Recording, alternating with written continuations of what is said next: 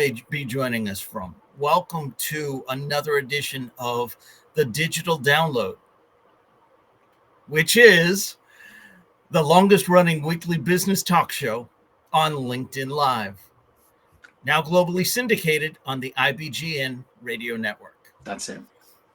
Today, we're mastering humor in the workplace. We have a special guest, Jan McInnis, to help us with the discussion. From writing for The Tonight Show to empowering top organizations like the Mayo Clinic and the Federal Reserve, Jan currently travels the country showing business leaders how to use humor at work and marketing gurus how to use it in their message. But before we bring Jan on, let's go around the set and introduce everyone. While we're doing that, why don't you in the audience reach out to a friend, ping them, and have them join us? We strive to make the digital download an interactive experience. Audience participation is highly encouraged. So with that, introductions. Tim. Hi, Rob. Hi, everybody. Thank you so much. I'm really looking forward today. As I said before we went live, I've got my laughter pants on. And I said that I meant that in a US way rather than a UK way. And just to introduce myself, my name's Tim Hughes. I'm the CEO and I'm the co-founder of DLA Ignite. And I'm also famous for writing the book, Social Selling Techniques to Influence Buyers and Changemakers. Excellent. Welcome. Thank you for that. Thank you. Adam.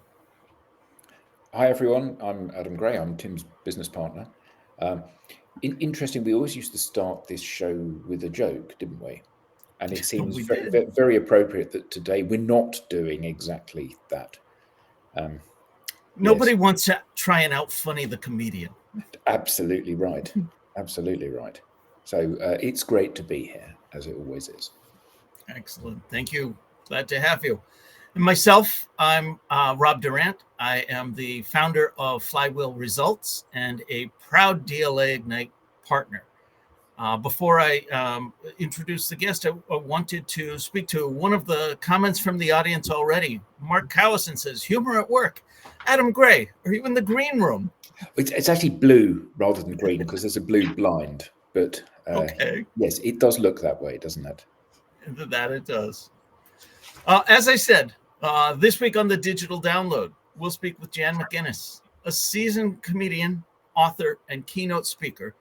Jan will share with us her expert insights on using humor as a strategic tool in the workplace. Let's bring her on. Hello. Jan. Hello, Jan. Good morning and welcome. Thank you. Thank you for having me. You bet. Jan, let's start by having you tell us a little bit about yourself and how you got here. It's a long story. We got an hour. Oh, great. Been doing this, over 20 years, this comedy keynote speaking, comedy writing thing. Started as everyone else in a regular day job, when I was a kid, I always wanted to be a comedian, thought it would be kind of fun. You got to do something for a living, right? And I remember going to college and graduating from college, having that nice dinner with your family at night at the restaurant and thinking, now is not the time to tell my parents I want to be a comedian. They just spent a bunch of money. So, I went into the workforce and just kind of always had that comedy interest. I didn't come from an entertainment family. There was no path that I knew of. I always thought that, entertainment was for someone else. And finally just tried it, and I had a lot of starts and stops, but I always did well. I got into a Jay Leno comedy contest, which was a nationwide search for a comedian to get on the Tonight Show. I didn't win my local comedy club contest, but I got written up in the paper, and I'd never been on stage. So, things like that. And finally, I just took the plunge and a lot of starts and stops and went on at an open mic and got hired from that and decided I'm doing this. And a few more years of my day job, ended up leaving it, going into stand-up comedy full-time on the road with comedy clubs, and then got into kind of doing corporate comedies, which was great because it wasn't as many nights and weekends, and the pay was better, and the flights were better, and there was not driving my car into the ground. And then got into keynote speaking. So just sort of a long, weird path. I'm doing a career that I didn't even know existed. I didn't know a keynote speaker. I didn't know all this convention stuff when I started out. So fantastic. Here we are. Want to jump into it with some questions, but before we do, we have a couple of comments from the audience. We have Asad Kazmi saying, "What an uplifting topic to explore." Oh, no, it isn't. Oh, there's always one heckler in the crowd. Yeah, that's why we have Adam. And then we have a longtime friend of the show, Andrew Slesser, saying, "Good morning, good afternoon, all. This is when we wave," and we allegedly believe that Andrew waves back. And then Mark shares with us again, "Someone recently asked me why I left my last job. The answer is that the company relocated and didn't tell me where." But Jan, it might be one of those mornings. So much for not the comedian. Yeah. That's right. That's okay. So I'm here all night. Jen, let's start with a foundational question. Yeah.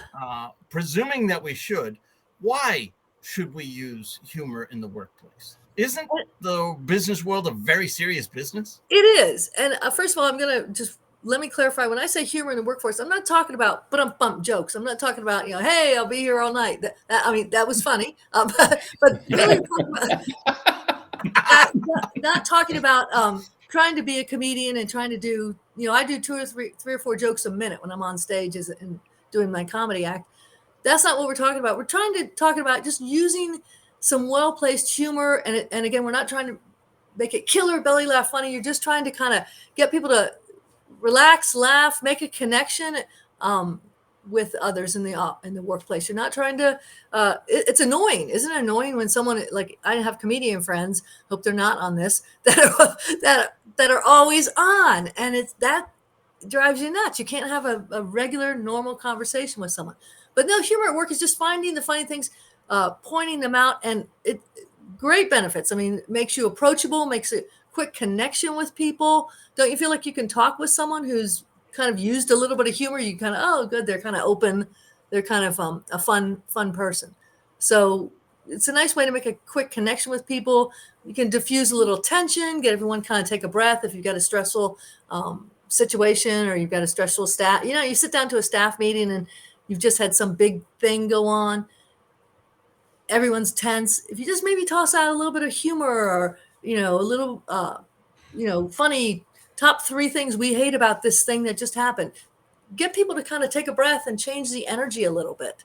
Lots of great benefits to using humor at work. And again, not being the annoying comedian that rattles off jokes every single time you run into them. People start avoiding you. Okay? You mean like Mark? I'm Mark.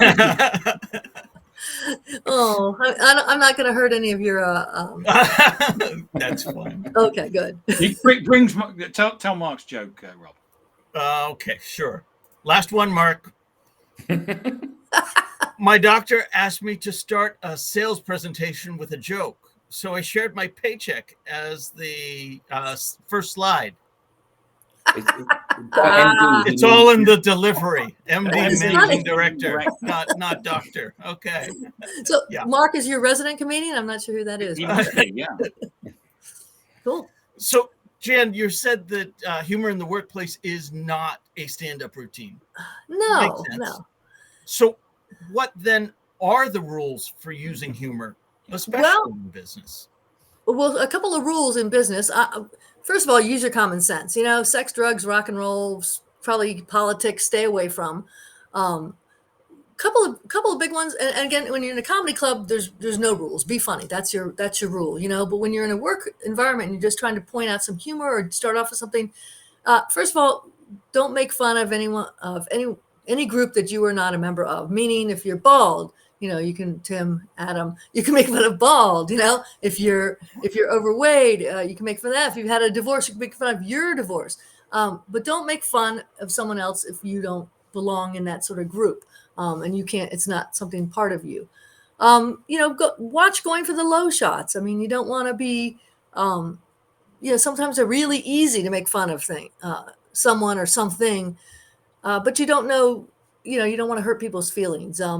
A good example, I guess, I did an event one time of 4,400 people, and they ran out of dinner for 1,500 people, and it was plated, and it was their employee appreciation banquet. All right. So the easy shot would be for me to go on stage and pull the curtain and look behind the curtain and go, hey, I found him. But the meeting planner was backstage crying. And this is probably 15 years ago. But she was back there crying because she was, had really messed up. And to throw her under the bus and make a mean shot wouldn't be nice. So, watch the easy low shots, watch the obvious stuff. I did an event for a Blind Merchants Association, and your first thought is, well, I was like the only sighted person in the room, so you want to get on stage and, hey, I'm naked. Don't do that. Okay. Because they said, and they wrote in my contract, we have heard every blind joke. You cannot make blind jokes. We've heard them all. So, I did, don't do it. And they had a very good sense of humor, but they've heard it all. I did a show for postmasters, and my friends were like, oh yeah, going postal, it was back when all those issues were happening. I'm like, no, that's not funny to them. They not funny to a lot of people, but the postmasters have lived through this stuff. To watch kind of the easy shots that could be hurtful. And I'm not saying you have to be all politically correct and you can't be, yourself, but just watch being the easy shots. I would say one of the big rules too would be just do what you think is funny too. I mean, aside from that, pull the humor out. Do something what you truly, if you think knock jokes are funny, do those. You'll sell those better and you'll have fun doing it. So pull the humor out that makes you funny, makes you think something's funny. Don't be looking around, does someone else think this is funny? See what you think is funny. So I'm not a particularly funny person. I hear that a lot. Yep. How can I use humor in business? You are though, Rob. Honestly, looks aren't everything. There you go. See? Self-depreciating. Yeah. Okay. Yeah. For those of you listening on the radio, Rob is actually naked. Oh, good. Yeah. Oh, there we go again. All right. Well, but we can only see his shirt, so yeah, we don't know. Yeah. So this is true. So how can I use humor in business if I don't think of myself as a funny person? Okay. Well, first of all, humor is kind of a muscle. You have to kind of work it. Many comedians, I wouldn't say most, but many are not naturally funny. I never thought myself was naturally funny, where, the Robin Williams and the, I'm not sure what UK comedians are, well, you've got a lot of big ones over there, but so stop thinking that you can't do it. Start looking around for the humor. It's sort of a muscle. You want to start practicing. Comedians, we just know where to look because we've been doing it so long that it instantly. Well, yesterday I got, it's been pouring rain here in Los Angeles, and I got my water bill in the mail, and it was soaked. I'm like, oh, that's a little ironic. I was at a casino working a corporate event recently, and I walked by a room. Thankfully, it was not my hotel room, but the maid was in there cleaning and she was smoking.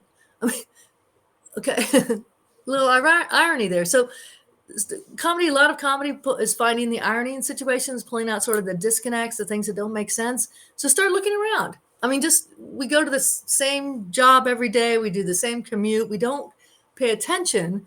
And there's so many funny things that go right by you without paying attention. So start looking around, first of all, and start trying to point them out, at least for yourself, Andrew Slesser has a question that I find insightful. How does self-depreciating humor work within the workplace? What do you mean? As far as, I think it's a great way. Why would I want to show my employer and those that I work with my faults?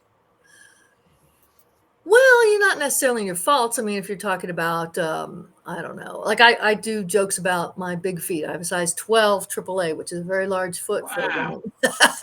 Yes, thank you very much. Making me feel good already. You can joke about some things like that aren't, you don't have to go in and say, yeah, I really screwed up that report yesterday. We're not going to get that, that client. You can use it about yourself I don't think it's pointing out faults. People know, well, they usually don't know if you've got a large foot, but they know if you're bald or if you're on a diet and you're trying to diet, people can relate to that. And you can have some fun about, I had to eat, carrots today or whatever. was on the diet that day. So, and it kind of connects people to you. You know, you get that instant connection. It's not, you don't have to be mean to yourself and put yourself down. You just point out some funny things that have happened to you. So, what are some ways for finding humor in the workplace? Well, pulling out ironies is a great way to start looking around at what are the disconnects, what are the things that don't make sense. And after a while, they just pop out at you, you know, and you start looking around. Finding, if you want to show people you have, you know, you can do, I don't know, if you're writing a memo and you want to get people's attention. One part of using humor in a workplace is grab people's attention. All right. You want to have some fun. You want to get people to read your email or something.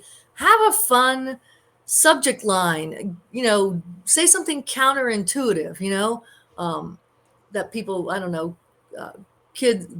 cats are better than kids or something counterintuitive that makes people go, oh, wow, what's she talking about? And then you kind of look in, it's sort of like a headline.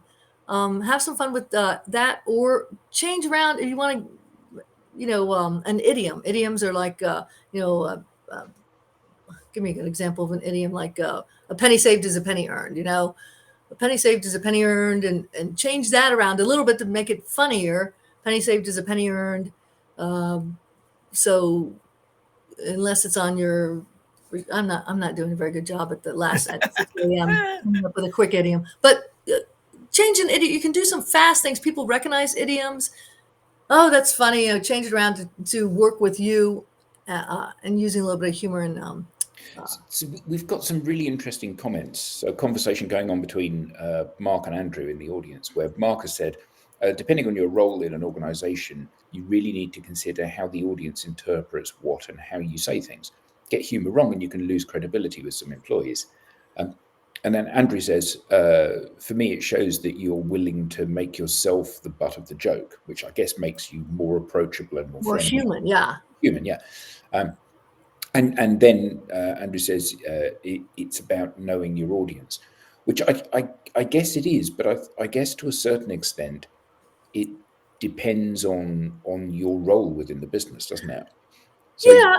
If you lead a team of gung-ho salespeople, then actually it's a bit of a laugh and it's a bit of fun. And, you know, I'm going to use an idiom. I'll pick Rob because he's really stupid. Oh, no, that's idiot.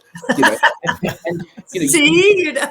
No, but, I mean, you crack the jokes and it's a bit of fun. But if you're the chief executive of a large organization with shareholders and investors, particularly if it's having a tough time, probably humor is I don't know. Absolutely. Is it still usable? Right. Know your audience. You know, if you're going into a meeting where it's, and I say, first of all, you're trying to diffuse a little bit of tension.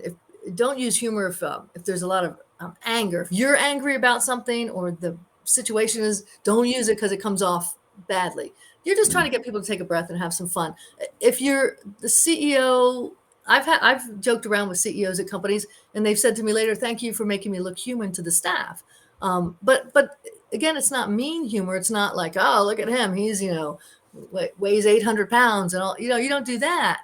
You can find a little bit of humor in the day-to-day stuff. I mean, you're not a CEO. You don't have to do the self-deprecating, but you could find a little bit of humor in, you know, what you ate on your diet today or what you did on the way to work. And it doesn't mean you're making yourself look bad to your employees. Certainly the type of humor you use is really important. And again, if it's a really, you know, meeting where you feel you can't use humor, don't. Start with smaller, easier meetings and build up. Comedians start with, you know, 3 minutes at an open mic, and then we build to 60, 90 minutes because you can't do a lot of humor. So try to just do it, add it in gradually and in easy spots where you think you'll get a little bit of success. And do it. Don't do it thinking I'm going to be a comedian or I'm going to add this humor in. Do it casually, you know, and don't put a lot of pressure on yourself. Oh, I hope they laugh when I say this. Just point out something funny. Start something funny, or you know, kick off a conversation with something funny that you noticed on the way to work or whatever, and get into it that way, you know. So are the rules different for leaders when it comes to using humor? I would say you would have to. Well, you have to know your audience. I think you're not going to stand around I don't know if they have a water cooler anymore in the office, and and joke about some things, but I think you can still use humor, but you have to, be careful of, make sure it's sort of either self-deprecating or just sort of observational or something. Not, you've got a lot of inside knowledge. You obviously can't do that. So maybe a little bit, but not. But the overall rule is you're not trying to be a comedian. You're not trying to, do a stand-up act in there. Okay. You mentioned emails. What are the key elements to consider when using humor in professional communications like emails or presentations? Well, I don't know if there's any rules. I would say know your audience. Certainly make sure it really is obviously you're joking, like you're obvious, because some people can take emails the wrong way. But, if you, start out with, I don't know, my dog ate my homework or whatever, people know that's a joke. If you start out with something, I guess you could put the little LOL emoji after it, but just make sure it's an obvious joke and it's not or obvious humor. I keep wanting to not say joke because people are going to think you're going to have to write a setup and a punchline, and you're not in the office. You're just going to use a little bit of humor. But I like the sales idea when you mention with the sales, because I think a lot of salespeople are missing the idea of using humor to connect with their clients and potential clients. And, you want to do business with people that are fun, that you want to hang around a water cooler with and talk with. You want to do business with them. You want to, buy from them. You want to hang out with them. So I think salespeople are missing the mark a lot of times on not using a little more humor in their sales presentations. And there's ways they can do it. There's easy ways.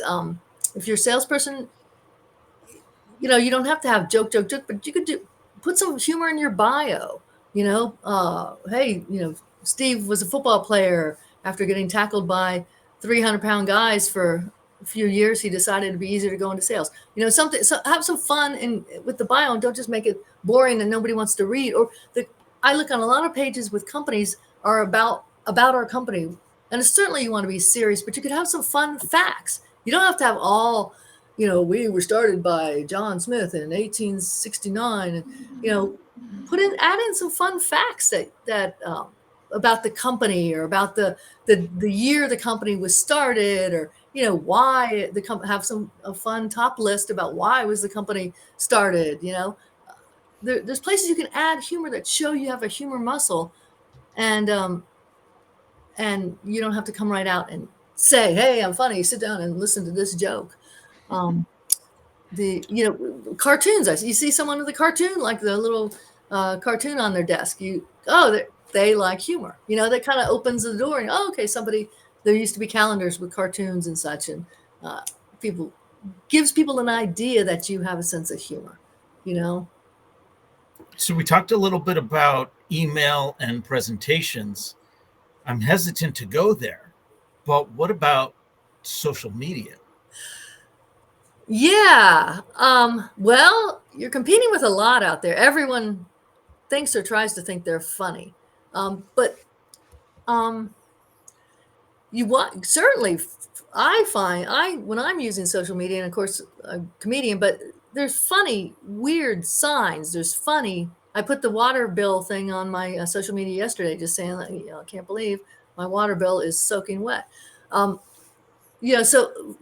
you can certainly show you have a humor muscle by putting some of that on. But again, don't be mean about it. Don't be, a lot of people go viral in social media for embarrassing things. I know someone got really sick on a plane recently, and everyone was making jokes. Don't jump on the bandwagon for those kind of things. Just have some fun with what you see that's funny, what you think is funny, and for me, I think the non-harmful,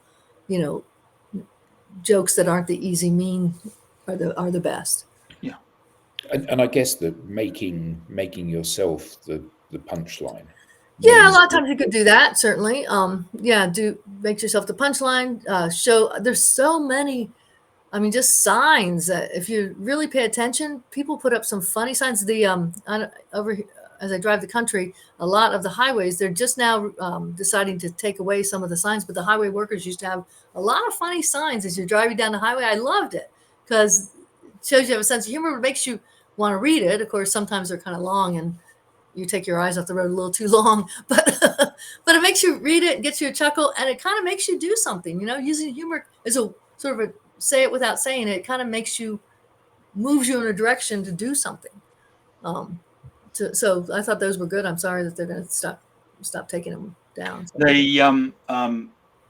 There's a music venue in London called the O2, and you get to it. Well, I get to it via as what we would call the tube, the underground. Uh-huh.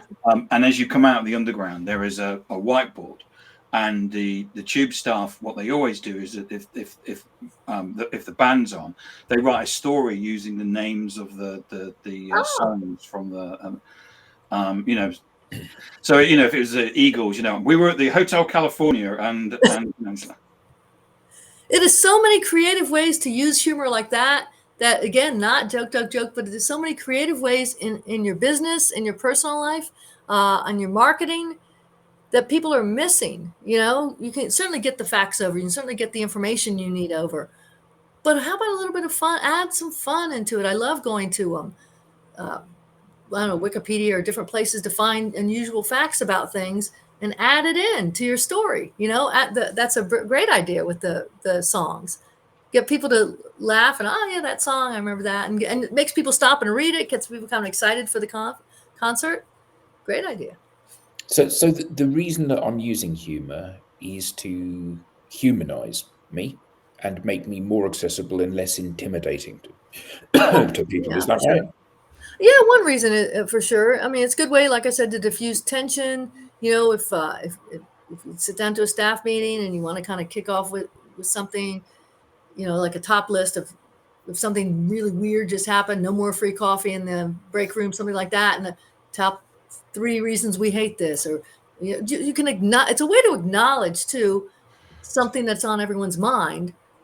Sort of get the big elephant out on the table. So a way to acknowledge what's on everyone's mind without going up and saying, "Hey, I know we just did this big policy that everyone hates," But if you don't talk about it, if you sit down to a staff meeting, everyone hates this new policy, and you're not going to talk about it, people are still thinking, "Oh my goodness, she doesn't know or he doesn't know what we're going through." They're not going to address this at all. But with humor, it's a great way to address it quick and move on. You watch comedians on stage; a lot of them will. We talk about addressing what people see first. As a comedian, if you walk on stage and you're really tall, or you're really overweight, or you have a noticeable disability, or you look like a famous comedian, you want to address that right away. Otherwise, people are going to spend the whole time staring at you going, "God, does he look like, no, he looks like Jerry Seinfeld. Does he know?" They're not going to move on until you go out and say one. You don't have to talk at length. I've got a friend of mine, Brett Leake, very funny comedian. He has muscular dystrophy. He has one joke about it. He doesn't do his whole act because he goes out, boom, addresses, and moves on. And it's brilliant. And the same in the office. If you've had something big happen, you can address it real quick with a little bit of humor, switch around an idiom, add some top lists, pull out the irony in it, have some fun with it a little bit so the people know what they're going through. So how important is that contextual relevance versus, can I just tell any old knock-knock joke? If you like knock-knock jokes, you'll be known as the knock-knock joke guy. Like I said earlier, do the humor that you think is funny. You will sell it better. You'll have fun doing it. You'll get a few people to laugh. And again, you're not trying to get everyone to fall over laughing off their chair. Don't expect that. But you want to do more. But there's not really one, aside from a few of the rules we talked about earlier, not one standard for everyone. What do you like to point out? Do you like to point out the funny thing you saw on the way to work? Do you like to talk about your dog that, that does funny stuff? I don't know. All sorts of stuff you can point out and have fun with. Whatever makes you laugh. We have I a remember. question from the audience. Asad Kazmi says, Jan, could you share a memorable example of how humor has diffused a challenging situation in the workplace? I'll tell you one of my stories. Sure. Because I use it, I'm brought up in a lot of events, and what I do mostly keynotes now, but I've done a lot of corporate comedy, and I've been brought up after really weird stuff. They've read off the list of people in the organization who died. They've done, and then they send you out there, and you got to be funny. All right. I did an awards banquet years ago, and they gave out, I'm not making this up, 292 service pins. It was for years of service at the healthcare place. 292 people got up, walked to the stage, got their pin, walked back. We literally sat at the table, crossing them off, and about midnight or so, they sent me up there. And so I can't go right into my act. People don't even want to be there. The people that stayed. So I kicked off with, good evening, everyone. I think I got my 5-year service pin just sitting here, and got everyone connected instantly with the crowd. And the people that were on the fence of staying stayed, right? I didn't do the hour I was going to do. You'd have to also use your brain on that. But I kind of pointed out what was going on in the room, what everyone's on everyone's mind, and kind of diffused the tension and got people to go, okay, we're going to listen, we can stay for a little bit longer. So yeah, there's a lot of ways to kind of diffuse some tension and kick off a tough conversation, use a little bit of humor, Do you have any exercises or things that you practice regularly to help you develop quick-witted humor? I would say the looking around your environment a lot. I mean, really pay attention to when you're driving, excuse me, or when you're going out to the store, to your office. Really start looking for the ironies, the disconnects, the things that don't make sense. After a while, they just pop out at you. If you get we are using so many acronyms, have some fun and you try to make up a different words for the acronyms, and after a while, they just kind of pop out, and you can start doing that a little more and have some fun with it. We use so many acronyms, nobody knows what those mean anyway. Okay. So just have some fun with it. And after a while, it'll kind of come more naturally. Rob said there's some great comments if you go down. So there's I can push it up, can't I? So Oliver said an idiom will burn that bridge when we get to it. Oh, yeah. Oh, okay. Isn't that great? Yeah. We'll burn that bridge. Yeah, see? That's funny. So and those are easy things. Good thing with idioms and top lists and things like that. They're familiar to people. They think you go in one direction, you go a different direction, but they're familiar. So people stop and listen or stop and read it or whatever. And it's a way to show you've got a humor muscle without saying it. Some people don't want to say the humor, but there's ways to show you're funny or that you have a sense of humor without actually getting out there and saying it. Like I said, cartoons, on your desk, idioms, top lists, things like that. And Azad makes a really good comment, which is, can we consider humor synonymous with sarcasm? And I think it's really yeah. I think it's know the difference. Yeah, but you know what? Watch when you're doing the sarcasm that is. I like sarcastic humor, but don't do it. There is a bit of delivery when you do sarcasm. The problem with sarcasm is that it's often seen as bullying. Mm. So, yeah. So you have, you have to be a little careful on sarcasm and how and it really is how you say it. I mean, if you say a joke one way and another comedian says a joke another way, people take it 2 different ways. So who was it that said sarcasm is the lowest form of wit? Oh, really? And then someone said that wit was the highest form of humor. Somebody doesn't like humor. Oh, yeah. No, I mean, use it all. Use everything in your toolbox with what you feel comfortable with. again. I had a sales guy. We were doing an account review, and he meant to say he was talking to the head honcho because he tended to talk in cliches, but he said that he was talking to the head poncho. Funny, yeah, changing. And you mentioned joking around with leadership. Sometimes they know when you're in the company eye, not making fun of the CEOs and the leaders, but they know when they go to a conference, something can be poked fun at, right? Because they're the people that are sort of in the spotlight. So, kind of goes without saying, you can have sometimes a little bit of fun. I have done events one time where they said, don't talk to our CEO, but don't make, and it's like, okay, fine. I always ask, is there something, are there things in the office that I can have some fun with that people know? Like, I don't know, the computer system goes down all the time or whatever. I also ask, are there people, do we know something about, like Joe golfs all the time and he likes to golf and we can have some fun with that. So some parameters when I'm trying to figure out what I can joke with. So Mark Harrison says, what talks. I think he's talking about himself. When you were looking for a job in a senior role, he was told by a consultant to actually accentuate his fun side. Mark is the person who's been telling the jokes that we've been reading out. And he's unemployed because those jokes were. No, I'm joking. All right.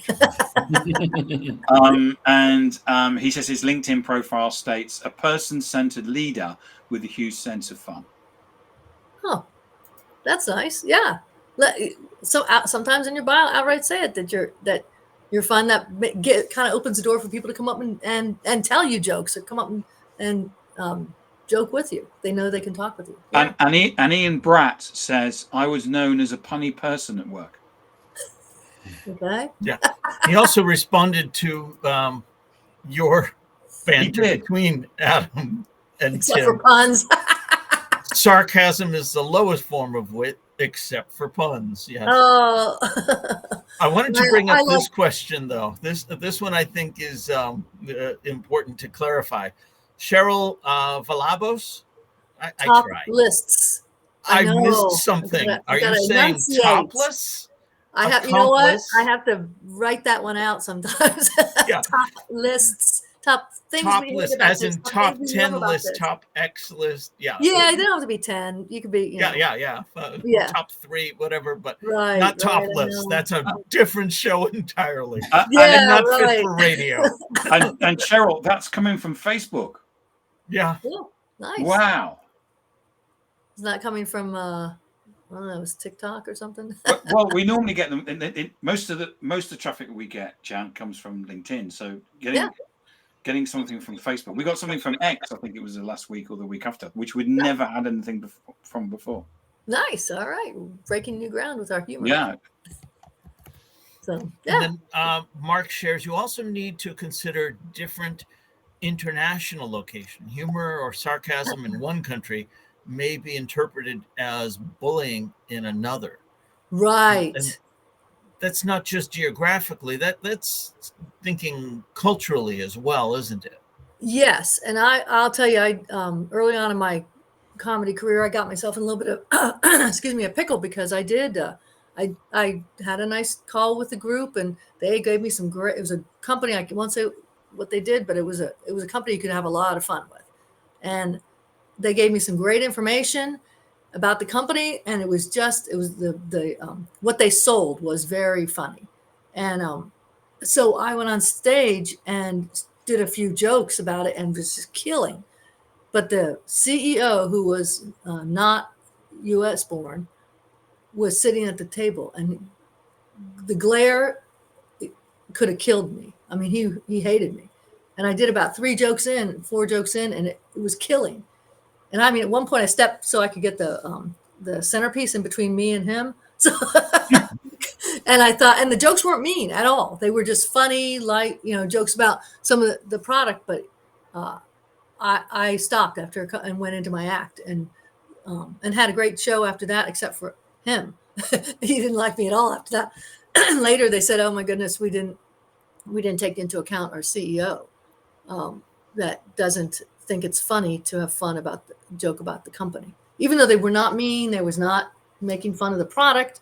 I was joking around it and just having some fun in general. And so I learned a lesson on that one. So that's really about reading the room, right? Well, the room was doing great. Everyone except for the CEO. And sometimes that's the only person you have to make laugh. I've been in rooms where I didn't think I had a good show at all. And I tell the agent afterwards, boy, that was a hard show. And get a call the next day and go, the CEO loved you. And that's the only person I had to make love me was the CEO. But I still didn't, think it was a great show. So there's a parallel there with sales and reading the room and reading your ideal target audience. Right. Don't go in you don't want to go in with a prepared, I'm going to say these jokes. Because you got to toss out a few things. And if it's not, as any salesperson knows, if it's not the direction you should go, stop, What are those cues that you're picking up on? Well, this guy was the arms folded, glaring. Yeah. You can tell by people's body language. I mean, if people are enjoying it, think it's funny, think you're being silly, think or think you're being a jerk, you can tell pretty quick.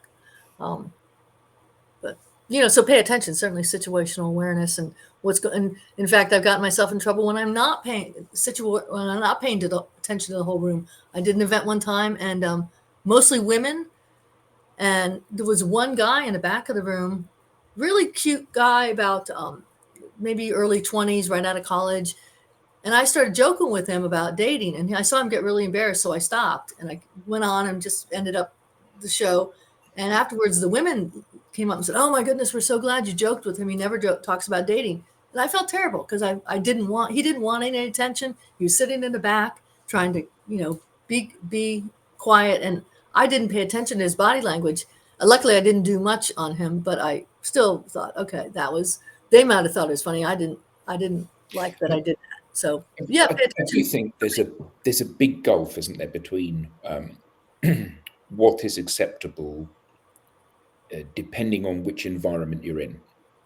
So, you go to a comedy club. I've been to a comedy club, and if you have to go to the bathroom, oh dear, it's all sorts of a whole world of pain.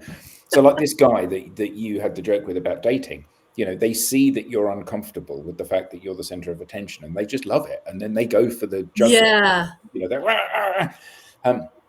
But obviously, when it is a more formal business context, it's great to inject a bit of humor. But don't keep pounding it. Yeah. Yeah. In this country, we have a group called the Institute of Directors, and everybody who runs a company can join the Institute of Directors. And they have lots of local groups, as well as having the big headquarters in London. They have lots of local groups around the country. And some of those local groups are active. They have like monthly breakfast meetings or lunches. And one particular one that I went to when I lived in just outside London, there was every month they had a breakfast, and every month they had paid for a speaker to come. Mm-hmm. These speakers would talk about business by comparison with sport or whatever, and there would be a sportsman that would come along and speak, and there would be someone else that's famous for this. And this one guy had been a company director, and I forget which company it was that he was the chief executive of, but it was like a global organization. And he'd retired. Is this Ratner's? It isn't, because he's a brilliant speaker. But this guy, it wasn't General Electric, but it was something like General Electric, a British company. And he stood up, and everybody in the audience thought, this is going to be brilliant, because he's going to share some of his experiences of running this like uber successful organization and how he had transformed it during his tenure as chief executive. And he stood up and he just told a stream of vacuous one-line jokes. No. And it was horrendous. And I kid you not, there were 150 people in the audience, and every one of them was going, "Oh God." Because really? Was he trying out his new comedy routine? What? Well, he had decided that he was going to be, he has moved from chief executive, where he was earning a 7-figure salary, to he'd always wanted to be a professional speaker, and he thought the way to do that was just to tell jokes. But they were just stupid jokes, like the sort of jokes you would tell to your 5-year-old nephew and they would laugh. It's all about expectations, okay? Clearly, he missed his expectation. He didn't, whoever he talked to, he didn't let him know what he was, or figure out what he was supposed to do there, because, God, a lot of different ways to go with this. In comedy clubs, you mentioned comedy clubs, people are afraid to get up. When people hear a comedian at a corporate event, sometimes they're afraid. It's like, no, it's a whole different animal. Funny speaker at a keynote at a convention, whole different animal. Comedy club, the comedian has to win. We have to be the funniest in the room. We have to make fun. We can do whatever we want. In the corporate world, we have to. Sometimes the CEO, you can't always be the winner. When somebody's yelling something at, someone's drunk or something yelling at you, you can't slam them like that, And people a lot of times hear it as a comedian, they're like, "Oh no, it's just going to be a bunch of jokes or a funny keynote speaker. Oh, it's just going to be somebody up there telling jokes," and that is such not what I do anyway. Kick off with some humor, but use it and show people how to use humor in business. I don't go up there and just joke. But the expectations so many times are, "Oh gosh, it's a comedian." I can't tell you how many times I've had people come up to me after a show and say, "Oh, we have to apologize. A woman comedian, we thought it was going to be awful," because they think women are awful or they're dirty or something. And it was just great. That was in comedy clubs. And I've had people come up after keynotes and go, "Oh my goodness, I usually don't like funny speakers, but you were great. You had a great balance of it. You weren't like joke. But that guy clearly didn't do his homework, or the organizer didn't say, "Here's what we want you to talk about." And I always have a conference call ahead of time, say, "What do you need? What do you want?" I think it was more about the fact that he was completely devoid of talent. I think that was the problem. It had little to do with the fact that his material didn't hit the bullseye. It was more to do with the fact that he was useless. Well, also, as I said, comedians start small. We start with 3 minutes at an open mic here in the US, because you can't go in at a 60 minutes and do stand-up or a 60-minute keynote off the top of your head. You have to start small and work it up to it. It felt like it was a lot longer than 60 minutes. Do not ever start. Do not. And in the office, when you're trying to use your humor muscle, do not decide you're going to roll in there with a 5-minute routine. Find one thing, start slow, find one thing that you find is funny, or one funny thing that happened, or one funny thing about you, and then roll in and start with that. And it builds. You get a little bit of laughter, and all of a sudden, you think, "Oh, this is kind of fun." And, There was a speaker at the Institute of Directors conference called Gerald Ratner. And Gerald Ratner used to own what was a jeweler's called Ratner's, which had 1,500 shops, which is that's pretty much in every single high street in the UK. Nice. And he stood up and he said, and he'd actually was doing a presentation he'd given many times before, except he didn't, at this particular one at the Institute of Directors, the press were there. And he stood up and he said, "Our products are crap." And the whole of it. And the whole, all of it, nobody went to his shops, and it just went into, within a week. It was the. Why did he say that? Was the build-up was that he said about this pair of earrings, didn't he? He said, "Look at this pair of earrings. We sell these for £10. Do you know how we sell them for £10? Because they're crap. That's how." There's got to be more backstory on that. Wow, that's. Google Gerald Ratner at the IOD. You'll probably find out. Okay, interesting. I know my sister said once in college she started out with had to do a speech, and she said she started out saying, "My dad told me whenever you start a speech, you should start out with a joke, but I never listened to his advice anyway, so I'm not doing that," or something funny. It was and everyone, "Oh yeah," but boy, cutting down your company. Was he trying to be funny? That's wow. Okay. Mark, you're on fire today. Mark says, "I once had a job at a paperless office. Everything was great until I needed to use the bathroom." All right, he's getting better. See, they get better as you. He's warming up. He's more. Yeah. Yeah, right. So Mark actually makes the comment. He said, "What about ornaments and pictures in the office? I have some in my office that are funny conversation starters, e.g., John Wayne film styles. It helps break the tension with customers and suppliers." Exactly. And Andrew Slesser responds to Mark saying, "Get off your horse and drink your milk." Okay, see, but it does. Yeah, things will spark humor or let people know you have a that you're open to humor, that you're funny. You know, you don't always have to be saying it. Put some things in your. Is everybody funny? I think some people are funny without being trying to be funny, aren't they? There was a friend of mine that once someone referred to him as having a self-defecating sense of humor, which obviously was a great deal funnier than they thought it was going to be. Yeah, I don't know if everyone's funny, but I think people can be funnier than they think they can. I would say that, and I think a lot of people don't even go there because they think, that's somebody else. You know, I was only told one time I should be a comedian back in high school.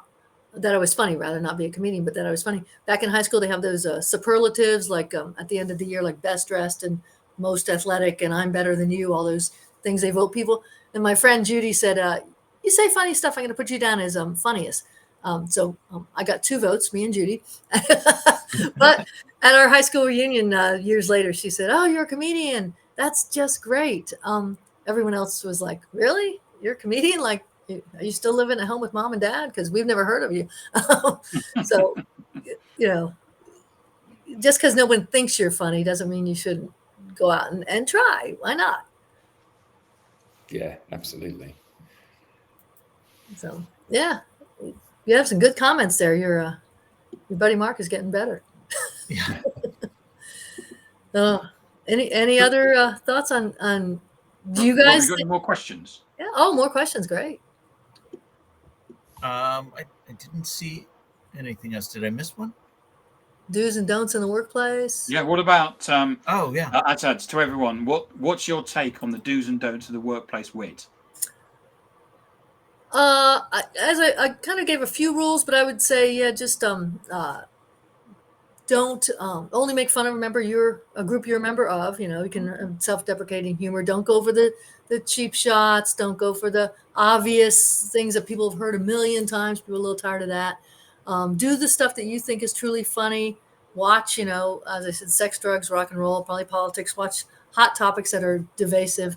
Don't make fun of someone's effort. If somebody did a lot of effort on something and there's something on a big party, say, and I don't know, that one of the decorations looks horrible. If you didn't do the decoration, don't make fun of that. That person might feel bad. If they're making fun of it, sure, you can have some fun, but don't go in there and cut down other people. For workplace humor, we're comedy club, say what you want. Sounds good. Yeah. Jen, this has been great. Thank you. Brilliant. How can people get in touch with you? How can they learn more about you? My website, because nobody can spell my last name, McInnis. So they all want to put a G in it like the beer. So you can go to LinkedIn. You can Jan McInnis, if you can screenshot that. Or my website is theworklady.com. I did a lot of work humor, so theworklady.com. Excellent. Thank you. If you have something to say, we want to hear from you. Scan the QR code on screen or visit us at digitaldownload.live and fill in the Be Our Guest application form. On behalf of our panelists, to our guest, Jan, to our audience, Mark, Andrew, all that have shared comments, thank you all. And we will see you next time on the Digital Download. Thank you. Thank you. Bye, everybody. Thanks, Dan.